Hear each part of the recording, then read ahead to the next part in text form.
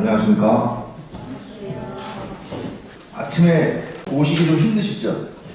쉬는 날. 네. 이게 일하다가 주말에 나오는 거 저도 싫은데 얼마나 일하다가 힘드시겠어요, 나오실 때. 이게 대단하십니다. 근데 이제 오셨으면 소득을 얻어가야 되잖아. 그죠? 와서 뭐 우리가 남들 이렇게 좀 늦잠도 자고 뭐 하랄 때 와서 좀 공부했으면 뭔가 소득을 얻어야 되는데 오늘 좀 소득을 한번 얻어보자고요. 자, 오늘은 여기 나눠드린 거 있죠, 자료. 여기 일정대로 오전에 수업을 하고 오후에 현장 수업을 나눌 건데, 현장 수업할 물건들은 일단 가까운 쪽으로 했어요. 그리고 좀 이제 유찰된 거, 그리고 좀 내가 좀 할만하다 이런 거 봤는데, 그래도 가까운 쪽으로 현장 뭐 안양공원이잖아요. 이쪽에. 그러다 또 저 멀리 또 가면 하루 다 가고 그러니까 이걸 토대로 이런 식으로 하면 된다, 이렇게 한다 이렇게 생각하시고, 물건은 이제 가장 기본적으로 많이 하시는 아파트 물건, 그 다음에 상가 쪽으로 갔는데 아파트 분양이 하나 있더라고요. 지금은 이제 아파트 분양이라고 안 하고 지식산업센터, 지산이라고 하죠. 그 이제 금정역에 좀 많이 바뀌었잖아요. 동네가 옛날하고 좀 많이 바뀌었어요. 저도 안 가봤는데 일단 한번 가보죠. 호계로키 같은 경우는 2개예요, 나온 게. 근데 이제 그 왜 2개를 봐야 되는지 차이점을 한번 이따가 말씀드릴게요. 여기 교재에 있는, 일단은 오늘 권리 분석 조금 더 하고요. 지난번에 권리 분석 이제 해드렸는데 정의한다고 생각하시고요. 경매 공부 4가지 하는데, 경매 공부 4가지는 절차, 그 다음에 권리 분석, 그 다음에 3번째 물건 분석, 4번째 사후 처리, 이렇게 요거 공부한다고 했어요. 그 절차 분석은 매수인이 공부하는 부분에 있어서 그 절차도만 아시면 되고, 막상 내가 직접 입찰하고 또 낙찰받고 하는 과정에서 실무하는 절차를 그냥 알게 돼, 당연히. 배당 관계에서는 사실 매수인이 그렇게 공부할 일은 아닌데, 기본적인 배당 순위만 공부하시면 돼요. 왜냐하면 입찰했을 때 얘 임차인이나 얘가 딱 배당을 받을까 못 받을까 그 정도만 알면 되거든, 권리 분석상에. 그 이상 깊이 알 필요 없고, 우리가 배당 돈 나눠줄 사람들도 아니고. 좀 더 궁금하면 공부하시면 돼. 난 그래도 공부해야 되겠다, 좀 공부하시면 돼. 어떤 사람들은 내가 채권자잖아요. 배당 이론 같은 거 내가 못 받았으면 또 이의도 해볼 필요가 있고, 이런 좀 필요한 사람들 공부하시면 되고, 투자자의 배당은 그것까지만 하시면 되고, 그 공부할 시간에 뭐 하라고요? 물건 하나 딱 잡고 현장 가시죠. 그게 훨씬 이고, 그 다음에 권리 분석. 권리 분석은 부동산에 딱 물건 봤을 때, 이 물건 내가 샀을 때 권리상의 하자가 있다 없다 이거 판단하는 거잖아요.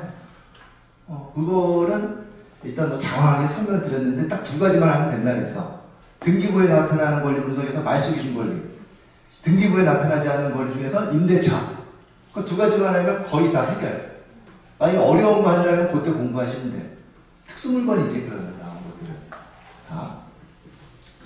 그럼 참고로, 야, 그 정도 공부해가지고 뭐 돈 벌겠냐, 실제로 투자 수익해서. 근데 내가 지금 한 이게 20년간 이렇게 보면서 공부를 많이 해서 특수물건으로 해서 돈을 많이 번 사람이 많을까요? 아니면 일반 단순하게 공부해갖고 일반 물건으로 해서 돈을 번 사람이 많을까요? 맞아요. 제일 많이 한 일반 물건들이 그런데 제일 많이 한 거예요. 그냥 왜 그러면 복잡한 물건이에요. 일반 물건도 할 줄 알고 좀 더 복잡한 물건을 할 줄 알면 당연히 좋지. 그런데 저는 그래요.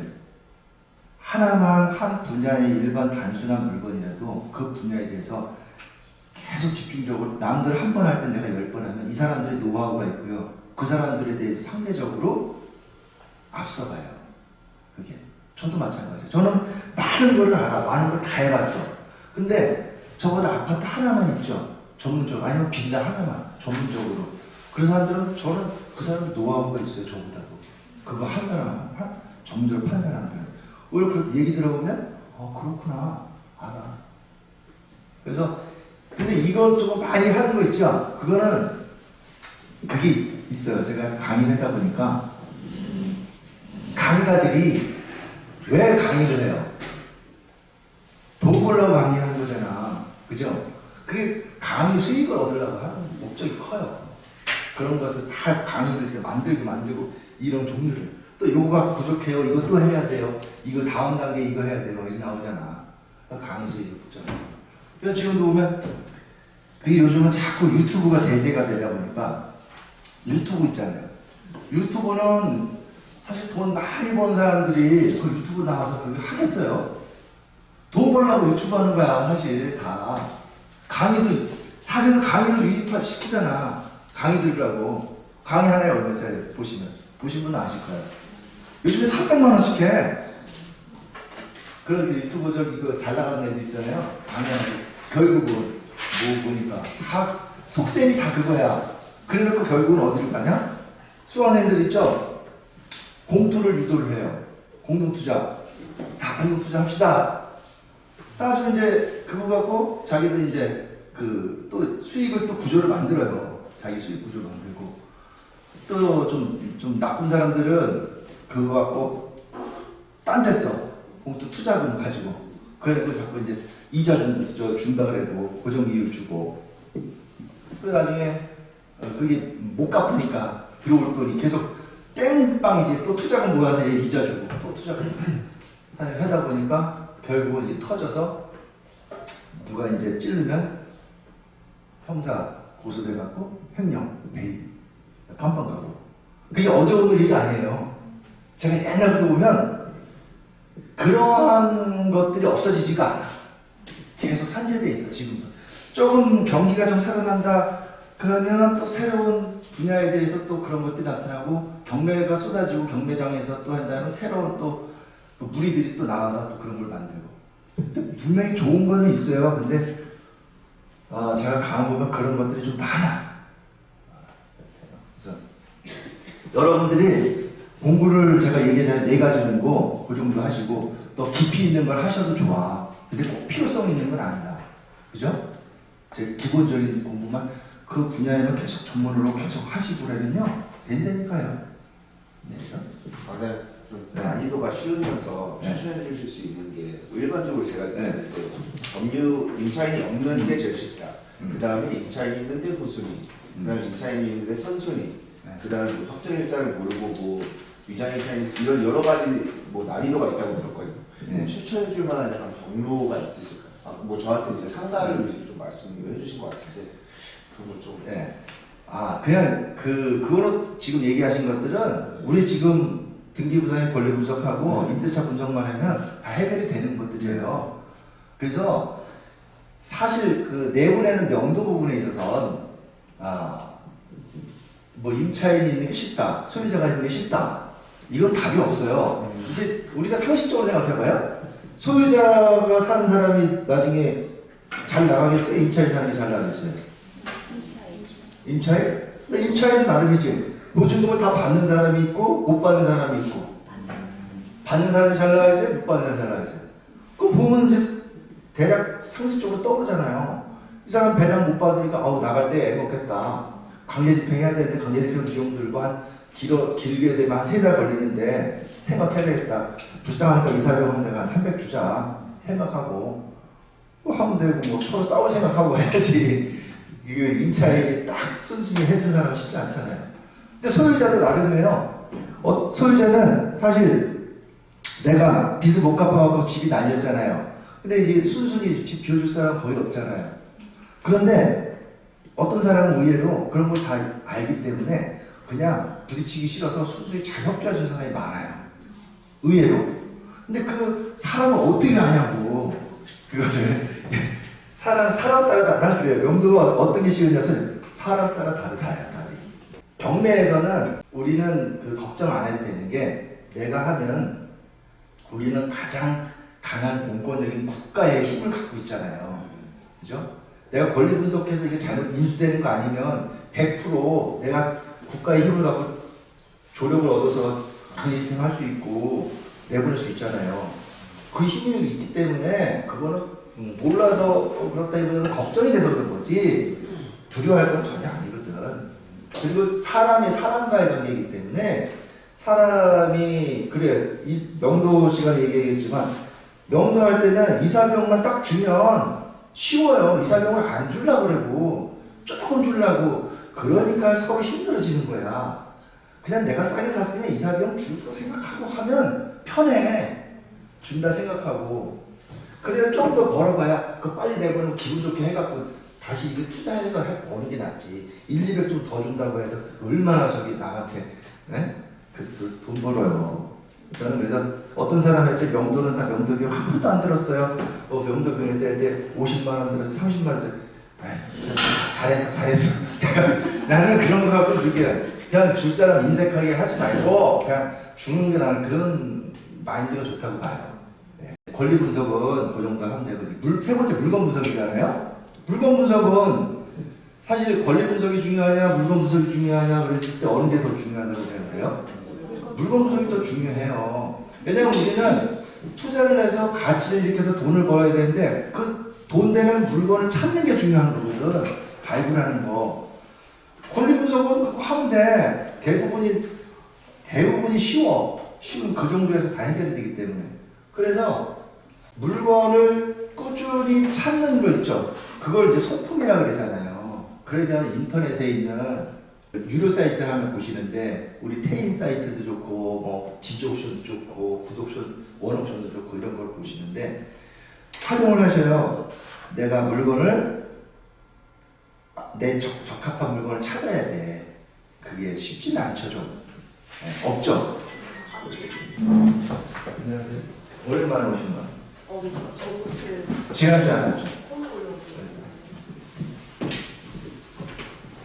책 샀어요? 지금 안 샀어요? 네.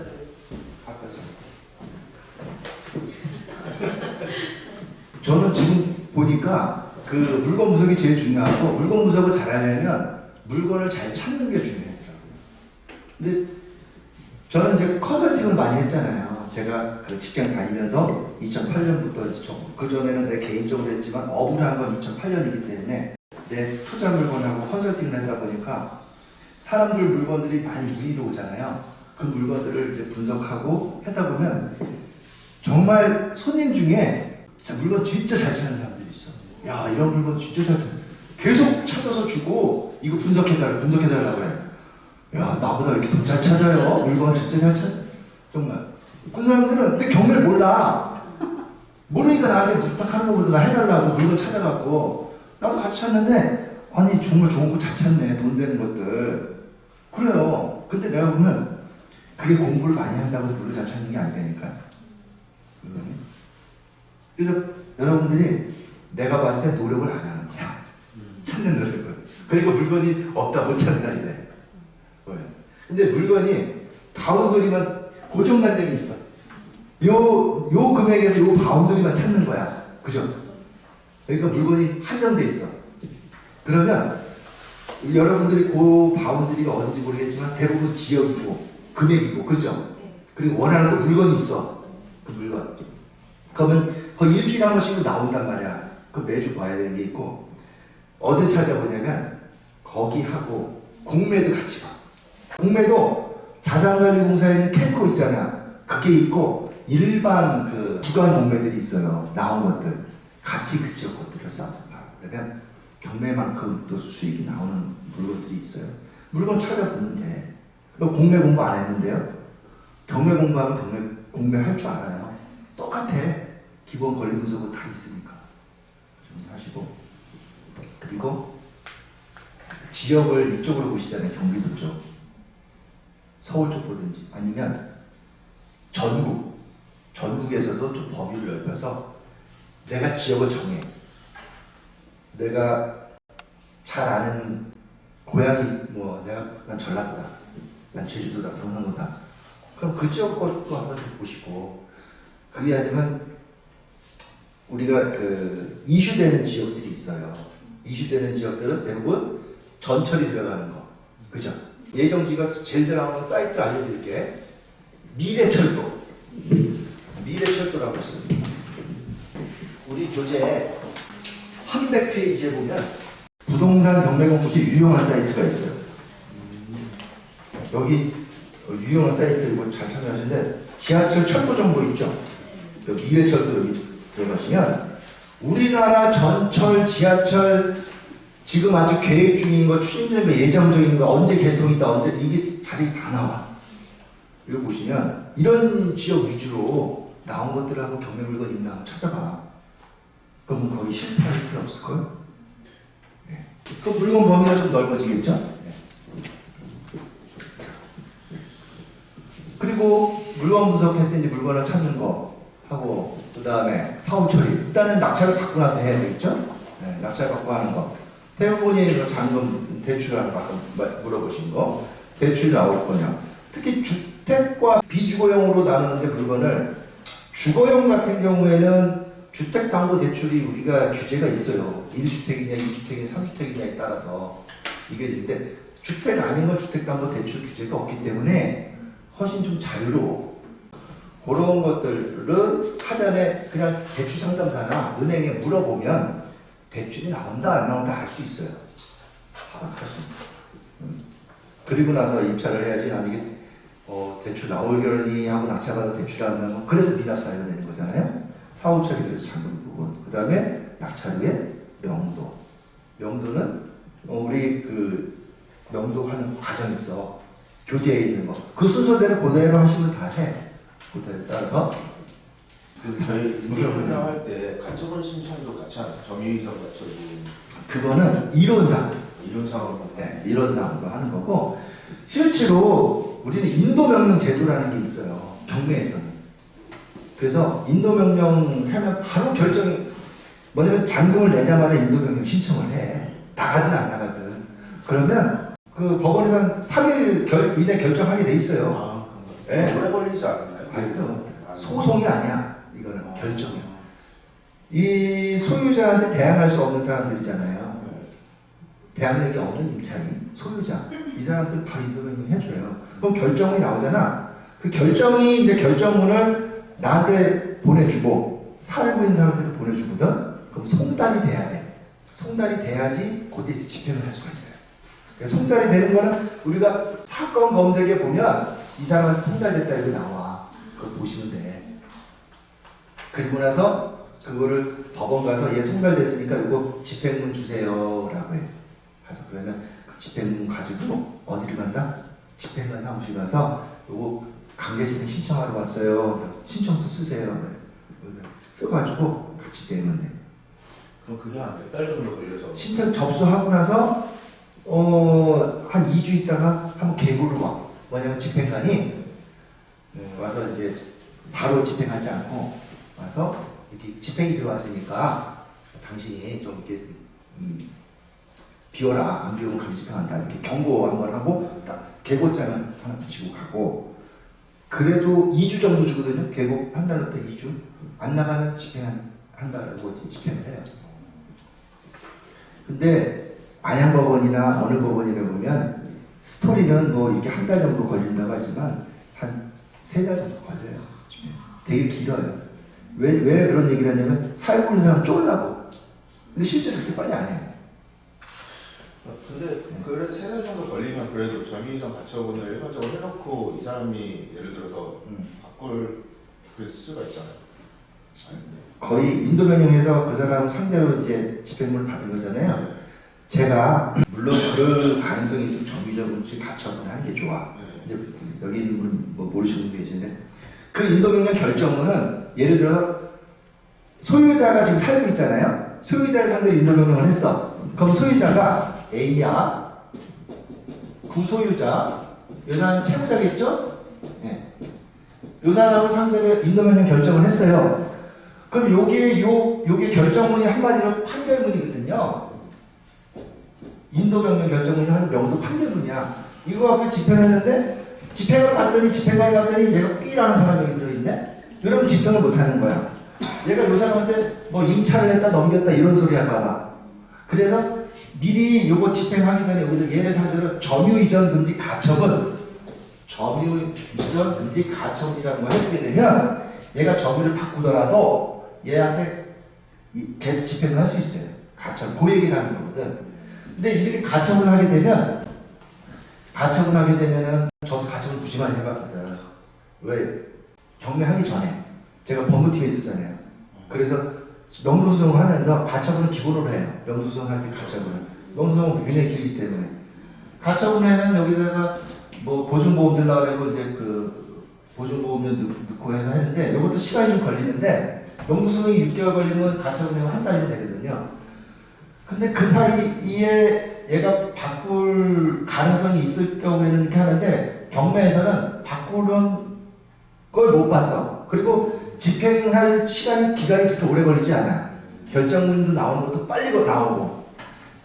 명도소송은 판결 나는데 6개월 걸리죠. 인도변은 결정문 나오는데 3일 걸리죠. 그럼 이 사람이 바꿨다. 다시 인도변은 다시 하면 돼. 그럼 또 3일에 또 나와. 예, 빨리빨리 진행되고 또 안 돼. 근데 이걸 하라고 하는지 누가 하려냐면 변호사들이에요.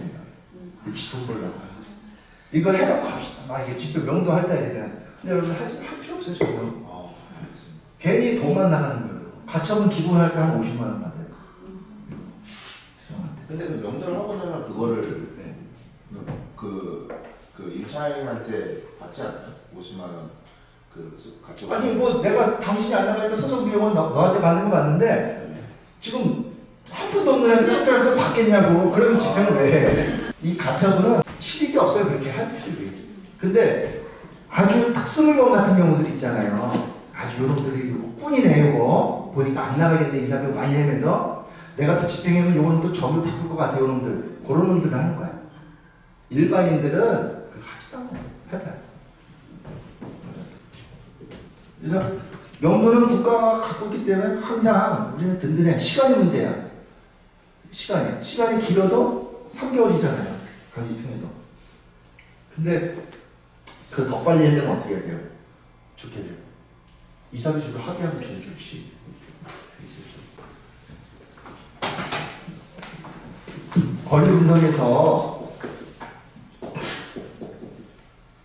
권리분석 볼 때 보는 서류가 등기부등본이잖아요.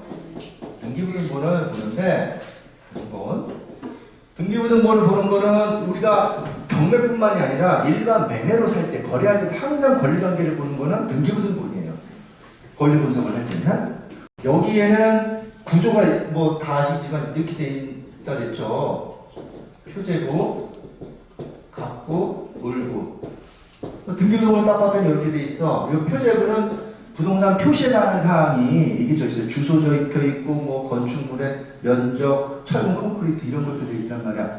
근데 사실 이거는 사실의 관계를 기재한 거기 때문에 권리 관계는 분석을 할 건 없어. 근데 권리 분석할 게 하나 있긴 해. 뭐냐면 집합건물 등기부등본에 집합건물 아파트, 빌라 이런 거잖아요. 거기는 이제 대지권이라는 게 있다 그랬죠. 대지권. 그래서 대지권 부분은 권리관계를 확인해 볼 거기 때문에 대지권 이 부분에 대해서 어떤 것을 유의해봐야 되는 권리관계에서는 미등기 있잖아요. 대지권이 등기가 안 돼 있는 경우가 있단 말이지. 그 다음에 대지권이 등기가 돼 있지만 여기 대지권에 대해서 어떤 그 토지에 대한 제한이 있으면 그 토지 별도 등기 있음 이런 얘기를 써요. 대지권 미등기는 왜 발생해요? 여러분도 분양 받아보셨죠? 분양 받을 때 나중에 입주할 때 분양받고 입주할 때 들어가면 대지권 등기가 돼 있나요? 대부분이 안 돼 있어요. 대부분이. 나 분양되는 토지권, 대지권까지 다 포함해서 샀는데 왜 대지권 등기가 안 됐지? 그거는 이 재개발이나 택지 개발할 때는 이 대지권 지적 정리 있잖아요. 이거 하는 기간이 오래 걸려요. 건물은 다 완공이 됐어도 이제 지적 정리 절차가 시간이 오래 걸리거든요. 만약에 이거 다 끝나고 입주하려면은 저기도 손해지. 건물 지어놓고 입주 못하게 해놓으면 입주 먼저 시켜주고 지적 정리 다 되면 그때 대지권을 해요. 그리고 대지권이 아직 등기 안 된 상태에서 나오는 것들이 신축 아파트들 대부분이 다 이거야. 등기 안 된 게. 근데 이제 분양권을 분양 대금을 납부했으면 됐는데 분양 대금을 납부 안 하고 경매가 나왔다. 그런 것들이 문제야. 왜냐면 내가 그런 분양 대금을 추가로 납부하고 대지권을 갖고 와야 돼. 그 부분이.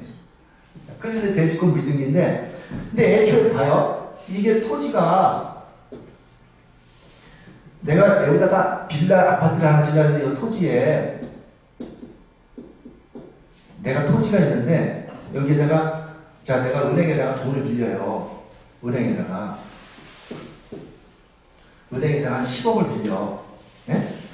왜 여기다가 건물 지려고 이 땅에다가 10억 빌려주고 그 땅을 줘요.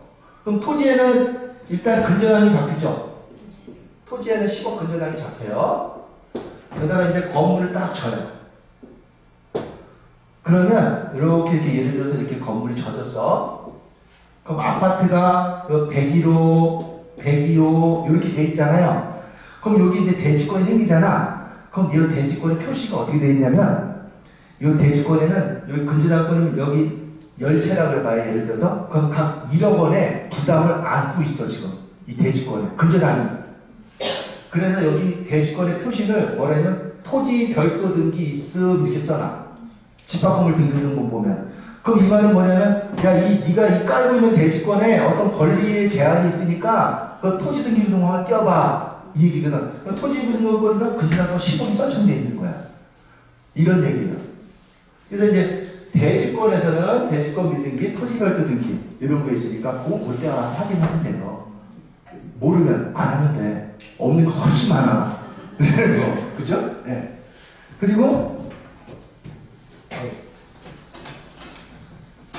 그래서 우리 교재에는 여기 대지권 미등기, 토지 별도 등기 장황하게 써놨어요.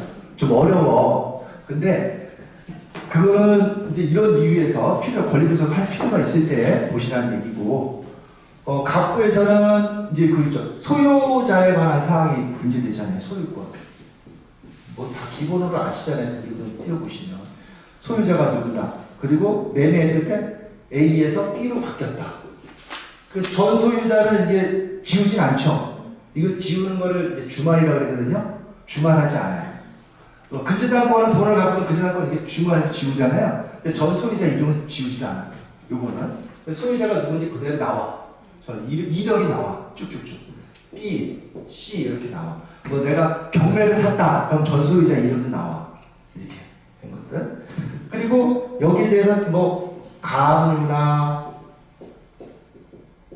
가처분이나 가등기나 이런 것들이 임시적인 것들이거든요. 이게 임시적으로 압류하기 전에 미리 하는 게 이제 처분 이게 못하게 하는 거 임시적으로 가처분, 가등기, 본등기 하기 전에 임시적으로 하는 것들, 보전처분이라고 해요.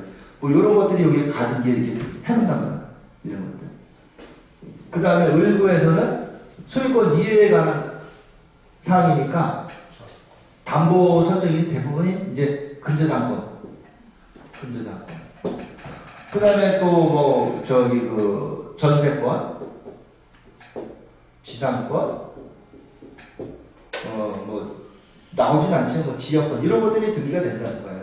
그래서 갑구에 여기가 등기가 되고 을구에 요런 게 등기가 되고 요 정도만 아시면 되지 이게 뭐 여기에 등기가 되고 이거 외울 필요는 없어요. 상식적으로 아시면 되는데 이걸 몰라도 등기부등본에서는 경매에서는 우리가 이게 중요한 거죠. 이 물건을 매입을 할 때 권리가 소멸할 건지 아니면 요것들을 살아서 인수할 건지 이게 중요한데 이거를 판단하는 게 말소 기준 권리라고 했어요. 요것만 아시면 요것들 등기부들은 말소가 된다 아니면 인수된다 요걸 구분하는 거야. 그래서 말소 기준 권리를 공부를 하는데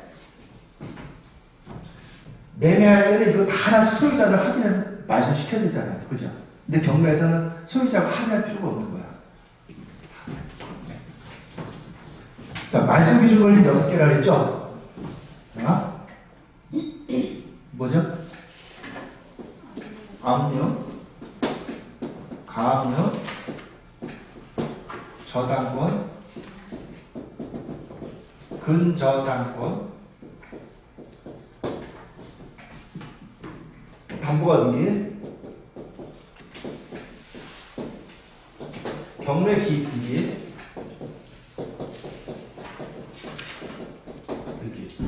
하나, 둘, 셋, 넷, 다섯, 여섯.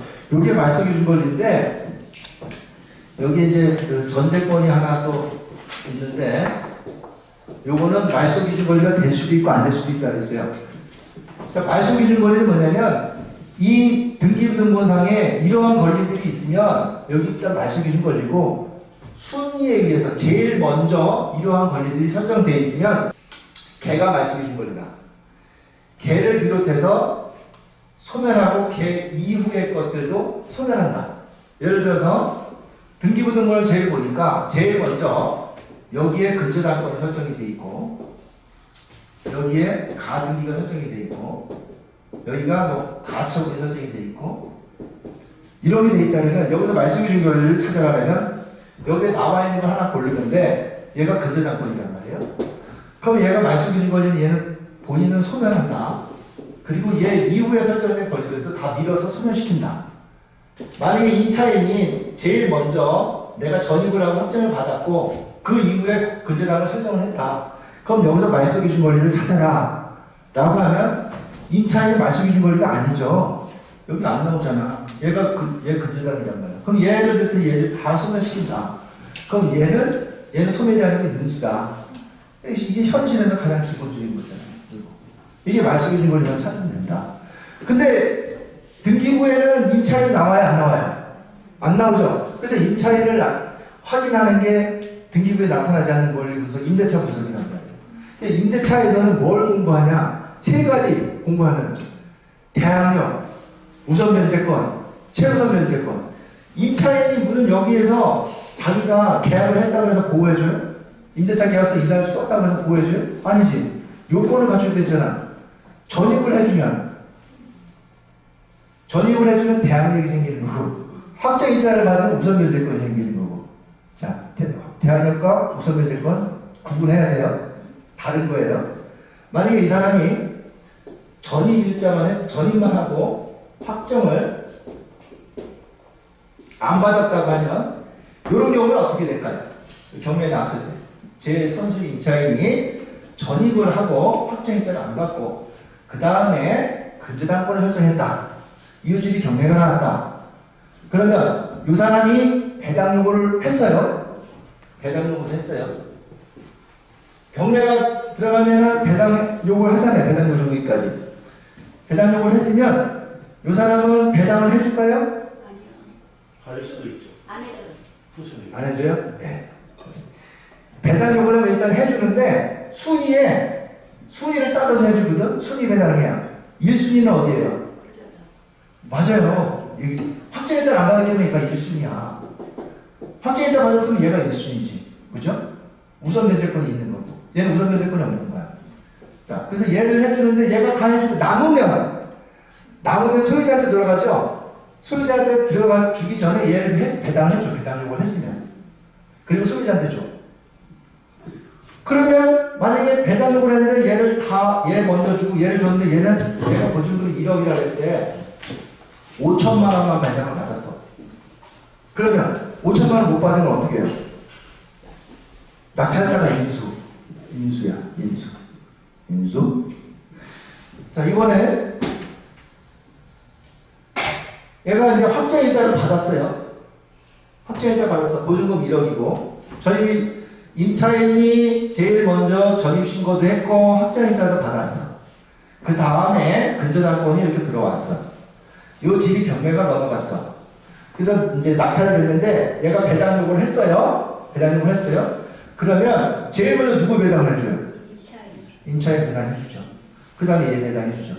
자, 이번에는 얘가 배당 요구를 안 했어. 그러면 배당을 누구 먼저 해줘요? 얘 해줘요? 배당 요구를 안 하면 1순위를 안 해줘. 얘를 해주는 거예요. 배당 요구를 얘 배당해주고 얘는 어떻게 해요?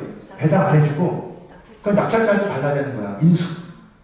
그래서 선수 임차인도 배당 요구를 하는지 안 하는지 봐야 돼요. 안 하면 인수예요.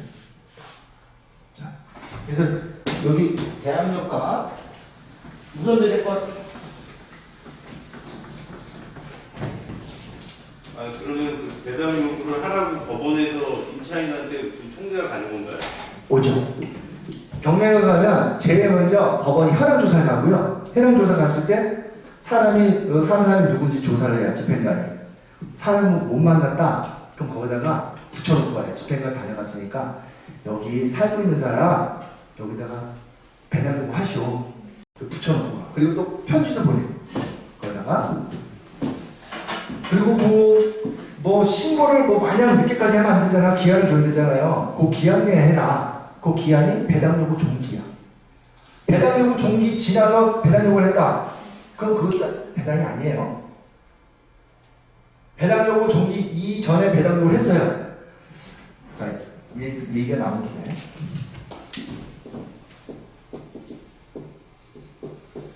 임차인이고 얘가 이제 근저당이고 1순위가 얘가 1억으로 되는데 전입만 했다고 해요. 전입신고를 했는데 요 집이 경매가 넘어갔어. 그래서 배당 요구를 하라 했더니 배당 요구를 했어요. 배당 요구를 했어. 배당 요구 종기 1 이내에 배당 요구를 했어. 해면은 가보니까 얘 배당해주고 나 배당해주니까 배당을 못 받았다. 하지만 배당 요구는 있죠. 배당 요구 있죠. 가보니까 야 이거를 배당 요구해서 금액을 알려주지 말고 차라리 하지 말자. 안 해도 내가 인수를 시키니까 배당 요구를 안 해도 인수시키는 거잖아요. 그래서 철회를 하라래. 철회를 한다래. 배당 요구 철회를 할 수가 있어요. 배당 요구 했던 사람은 했지만 철회를 할 수 있어. 단 배당 요구 종기를 이내해야 돼. 그 이후에는 안 돼. 그래서 임차인도 배당 요구를 했지만 배당 요구 종기 기한 있죠? 요 이내에만 철회가 가능해요.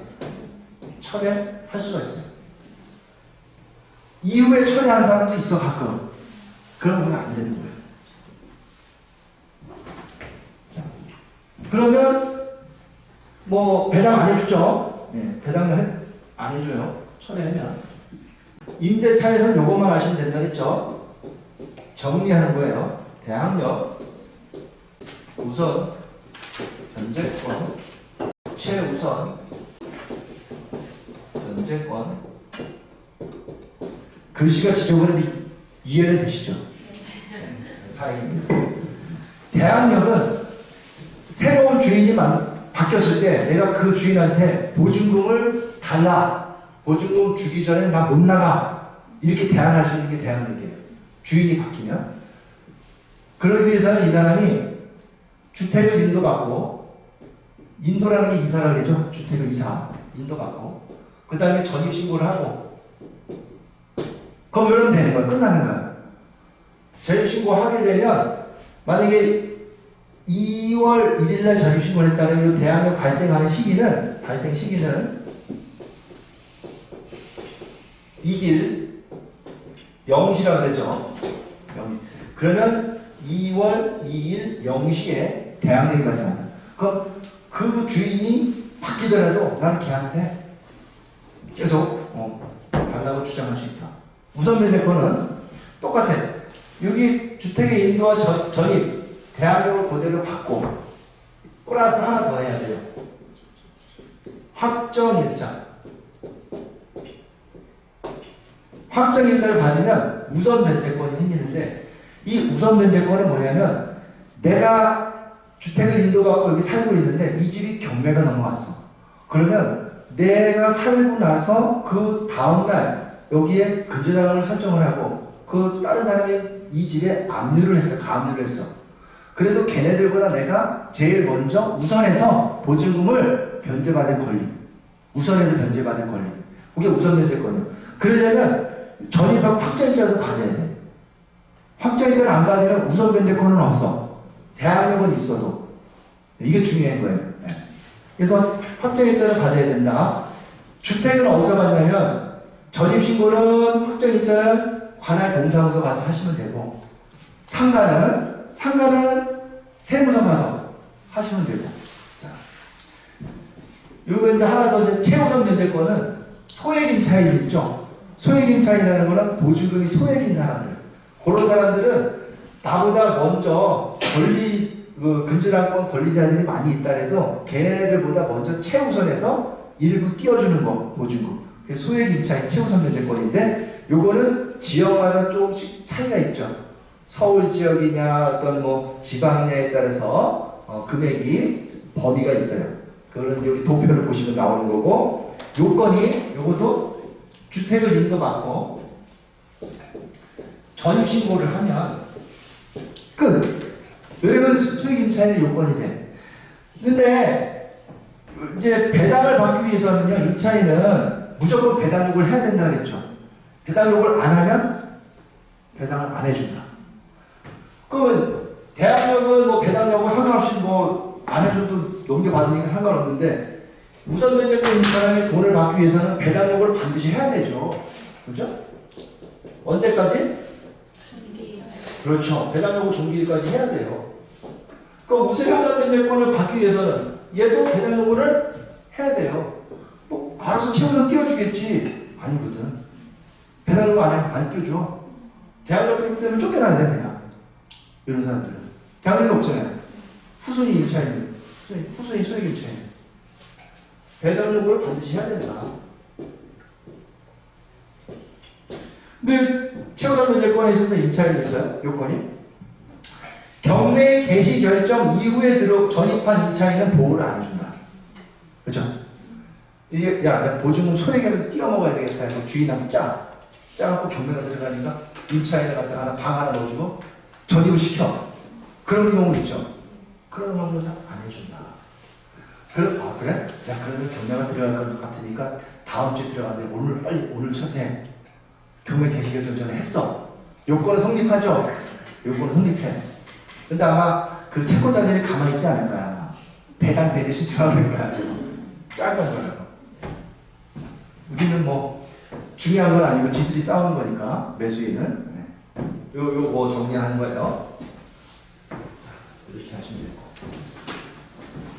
최우선 면제권은 주택 가격의 2분의 1 이상이 최우선 면제권이 되면 네. 그거를 약간 n분의 1 하는 그런 게 있잖아요. 예, 맞아요. 그 우선 면제권은 그런 게 전혀 없죠. 없어요. 최우선 면제권은 선순위에 상관없이 내가 제일 먼저 띄워주잖아요. 예를 들어서 1순위로 근저당이 10억이야. 그리고 여기 그 2순위로 들어왔는데 임차인들이 소액 임차인인데 여러 명이야. 이렇게 해서 이렇게 다가구 주택 있잖아요. 다가구 주택 뭐 201, 202, 203, 101, 102, 103. 다른 소액으로 방 하나씩 하고 얘는 5천만 원씩 들어가 있어. 5천만 원. 근데 이 집에는 지금 근저당을 10억을 했어요. 10억을 했어. 근데 여기서 얘도 5천, 얘도 5천. 하나, 둘, 셋, 넷, 다섯, 여섯.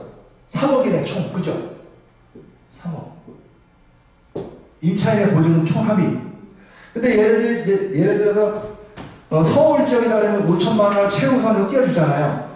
그럼 얘는 근저당을 10억을 설정했는데 얘 전체 5천만 5천 3억을 제일 먼저 띄워주잖아.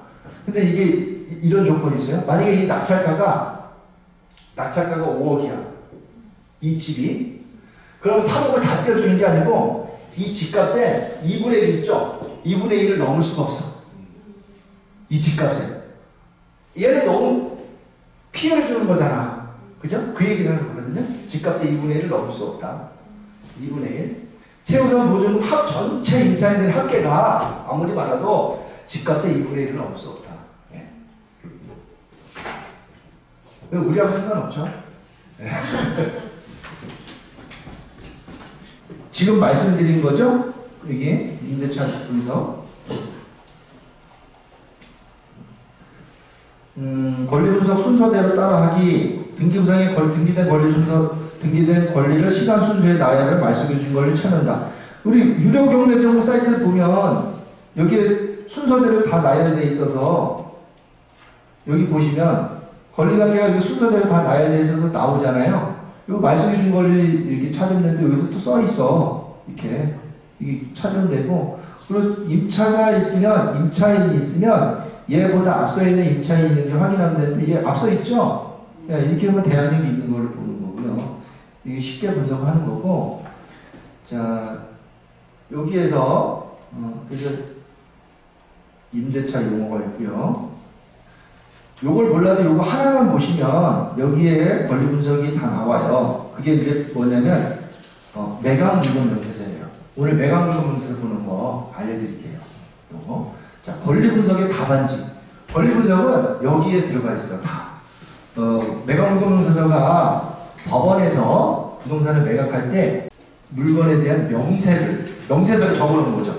권리관계와 또 임차인이 사는 임차인 임대차 관계와 또 부동산 표시와 이런 것들을 다 적어놓는단 말이에요. 매각 명세서 교재 보시면 이렇게 생겼어요. 어느 물건이나 매각 명세서는 항상 있어. 그래서 권리 분석을 내가 등기부등본이나 임대차나 이건 몰라도 이것만 보면 확인할 수가 있는데 이건 해당 사건 번호, 여기에 사건 번호가 있어요. 이렇게. 어떤 건 사건 번호가 2개인 경우가 있어요. 그건 중복 경매라 그래. 전혀 문제되는 건 아니야. 왜냐하면 한 사건에 대해서 채권자가 2명일 경우에 또 그 집에서 경매를 또 붙일 수가 있는 거니까. 여기 사건 번호를 적고 여기 매각 물건 번호를 적어요. 이거는 2개 이상일 때는 2번, 3번 이렇게 적죠. 그 다음에 작성일자는 이거 매각 물건 명세서 작성한 날짜예요. 이게 또 중요한데 매각 물건 명세서는 또 어떨 때는 2번 작성할 때도 있고 그래요. 왜냐면 구건이 안 맞아서 새로 소유자가 뭐 이렇게 다시 뭐 제출하거나 그래도 다시 작성한 경우에 작성일자를 최신 걸로 봐야 돼요. 최신 거. 그리고 담임법관, 사법보좌관 이거는 법관은 아니에요. 판사는 아니고 판사가 하는 일을 갖고 좀 덜어서 하는 거를 이제 사법보좌관이라고 하거든요. 이런 사람들은 경매 사건에 있어서 이런 것들을 해요. 이런 것들. 자, 그리고 부동산 및 감정평가의 최저 매각 가격의 표시. 그리고 뭐라고 써있어요? 별지 기재와 같은 거죠? 예를 들면 부동산 표시 이거를 하려면 굉장히 길거든. 우리 집합 건물 하나 뭐 몇 동 몇 호 하더라도 부동산 표시 쭉 하고 전체 동 뭐 몇 층 면적 하면 이렇게 길잖아요. 그럼 별지 보시면 별지 기재와 같이 있어요. 근데도 별지를 보면 이게 별지예요. 부동산의 표시에서 이렇게 길게 해놨죠. 쫙 이게 전체. 그리고 감정평가금의 최저 매각 금액하고 우리가 앞으로 진행할 매각 기일과 금액을 순서대로 적어놓은 거. 요걸 얘기한 거예요. 그 다음에 최선순위 설정. 2021년 8월 17일 감. 요게 바로 말소해 준 분이에요. 말소해 준 분. 법원에서도 해당 물건에 대해서 등기부등본을 보고요. 최선순위로 설정된 게 뭔지 이걸 여기다 적어요. 만약에 토지와 건물이 2개다. 2개다 그러면 2개를 적어. 각각.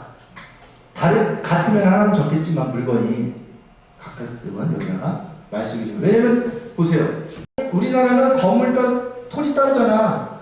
단독주택만 하더라도 토지 등기부등본 띄워봐야 되고요. 건물 등기부등본 띄워봐야 돼. 대부분이 일치하겠지만 다를 수가 있어요. 건물 소유자가 다를 수가 있고 토지 소유자가 따를 수도 있고 또 등기가 동시에 근저당이 설정되는 것도 있지만 얘는 근저당이 있는 것도 있고 얘는 없을 수도 있어. 그렇기 때문에 다른 경우도 있다. 그래서 항상 물건은 각각 등기부등본을 봐야 되는데 거기서도 법원에서도 그걸 확인해서 적어놓는다. 최선수위 설정은. 우리는 그렇게 걱정 안 해도 돼요. 애들이 적어놓기 때문에. 그리고 배당요구 종기는 얘기했죠. 임차인들이나 우리 채권자들이 요 기한 내에 배당 요구를 해야 된다. 채권 신고를 해야 된다. 그 지나서는 안 된다. 여기 중요한 거. 여기. 요게 점유 관계를 여기다 적어요. 부동산의 점유자와 점유의 권한, 점유할 수 있는 기간, 차입 또는 보증금에 관한 관계의 진술 및 임차인이 있는 경우에는 배당 요구 여부와 그 일자, 배당 요구 했냐, 언제 했냐, 전입신고 일자, 또 그다음에 상가 같은 경우는 사업자 등록 신청 일자, 확정 일자가 있다 없다 그걸 여기다 적는 거예요. 자, 보니까 점유자 성명 유 누구 이렇게 했고, 요거는 개인정보 때문에 체크한 거고, 점유 부분 미상 여기 정보 출처 부분 현황조사 권리신고, 점유의 권은 주거임차인 주거임차인. 정보 출처 부분에서 현황조사는 집행관이 현황 조사한 내용을 여기다 정부 추천 내용이고, 얘는 주거 임차인이 권리 신고한 거, 임차인 권리 신고한, 본인이 신고한 내용을 여기다 적은 거고. 자, 집행관이 현황 조사했을 때는 정확한 내용을 모르죠. 모르니까 미상. 일단 현황 조사 갔을 때, 현황 조사 먼저 가고 나서 얘들이 배당 요구해라 했을 때 배당 요구해서 정확한 내용을 안 거잖아요. 그래서 얘는 미상. 그 다음에 얘는 권리 신고를 했어. 언제 했어요? 배당 요구한 날. 22년 6월 10일 날 배당 요구했어요.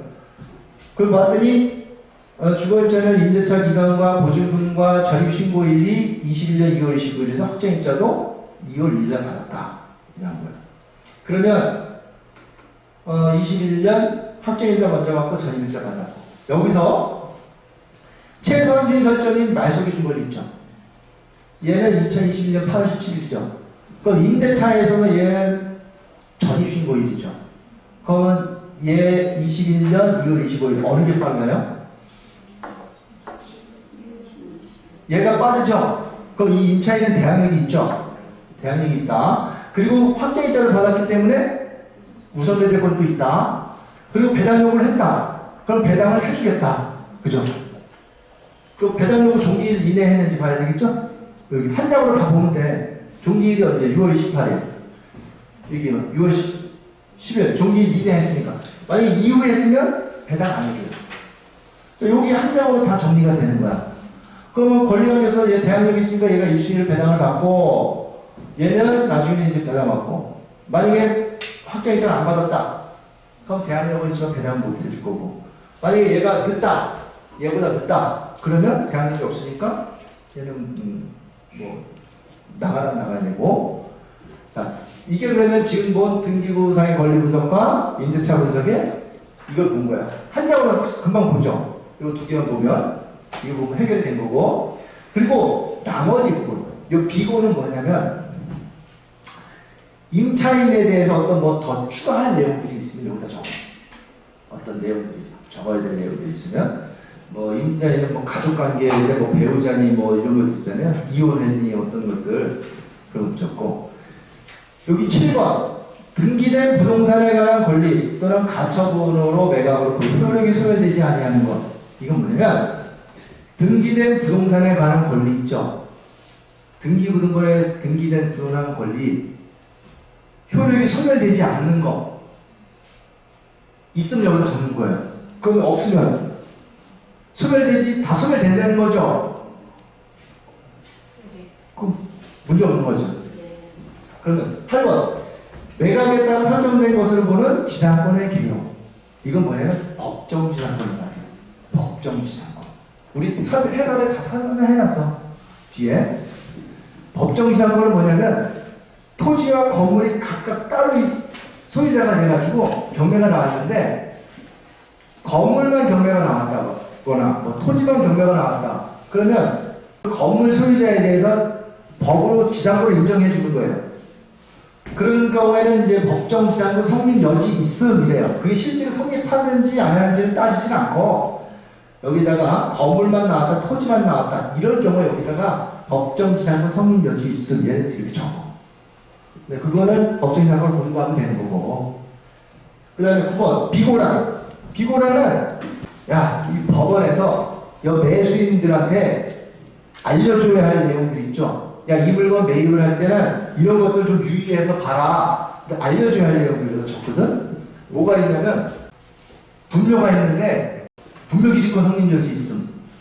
그 다음에 그렇죠. 유치권이 있다. 유치권 성립여지 있음. 그 다음에 요 물건이 있는데 이거는 이게 등기되지 않은 물건들이 여기 있다. 이거는 매각에서 제외다. 이 물건도 빼고 사는 거다. 이런 거 있죠. 그 다음에 농지를 취득하게 되면 농지 취득 자증을 발급받아야 되는데 요거를 일주일 내에 내야 돼. 농지증 줄여서 농지증을 제출하지 않으면 보증금을 몰수한다. 이런 것들 여기서 적는단 말이야. 그럼 배당 요구를 안 하면 저희 권리 신고 내용이 아예 안 보이고 그 보증금이 아예 확인이 안 되는 거네요. 그렇죠. 배당 요구를 안 하면 여기다가 적진 않지. 현황조사 전입일자만 나오지. 전입일자는 어떻게 알아? 얘네들이 법원에서 쭉 띄워보냐 세대를 한번 띄워주나요? 세대를 누가 여기 돼 있음. 그러면 우리는 사실 누가 뭐 임차인인지 모르지만 전입일자가 빠르면 대항력이 있다 이렇게 생각하면 되는 거고 그거는 유의해서 잘 모르면 안 하면 되는 거고. 네. 그 내각물성 방치소는 공신력이 있는 거죠. 거기에서 뭔가 하자가 있었으면. 매각물건명세서는 입찰할 때 이 물건들을 잘 살피고 해라는 거를 주는 서류거든. 거기다 명세서거든. 근데 거기에 대해서 사실과 다르다. 그러면 어떻게 하냐면 우리는 나중에 낙찰 받고 나서 매각 불허가 신청을 할 수가 있어요. 나 이거 안 할래. 보조금 돌려줘. 이 사유가 돼.